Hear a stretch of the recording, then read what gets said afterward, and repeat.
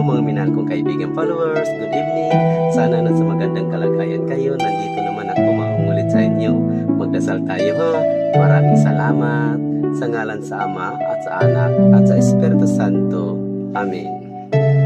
Ama namin banal na may magandang tusilak na puso, gamitin mo ang iyong karangalan at kapangyarihan upang dulutan ng lunas at awa ang mga dumudulog sa iyo, Panginoon, lalo na sa mga kaibigan ko at yung nanonood sa video na to, kasama na rin ang aming mga pamilya, buong giliw mong tunghayan, kaming iyong mga anak, ngayon ay humihingi ng iyong tulong sa lahat ng aming pangangailangan, lalong-lalo na ang biyaya na ibinigay mo sa amin.